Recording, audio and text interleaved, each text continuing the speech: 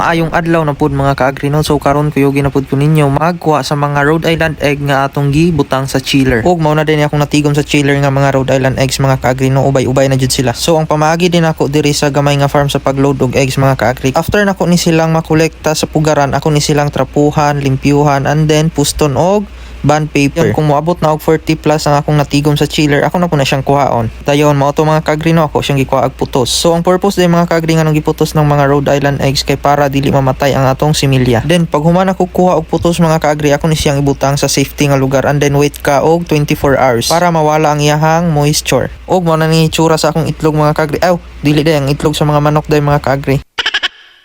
So mo to no, pag human ako unload sa mga egg sa chiller, ako na dayong gi-prepare ang akong incubator. So ang akong gamit nga incubator day mga ka-agri kay katong automatic incubator nga 60 eggs capacity. So mo to no, gitawd na nako diha ang iyahang wall. Mao po ni usa sa akong nagustuhan ani nga incubator mga ka-agri kay high quality na, durable, and then dali pa jud kayo i-assemble. So next na to itawd mga ka-agri kay kaning iyahang roller. Pwede din mo ma-adjust depende sa size sa imong itlog o sa manok sa itlog ni. Aw basta kay itlog oy.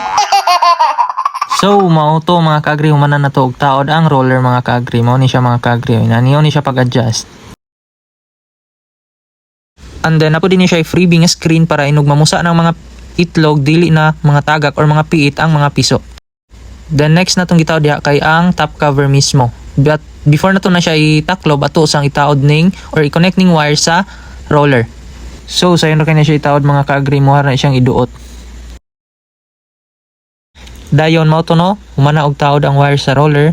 Then next na tong buhaton kay tarungon na nato og taod ang cover. So kani nga incubator mga ka-agri na din ni siya flashlight dala.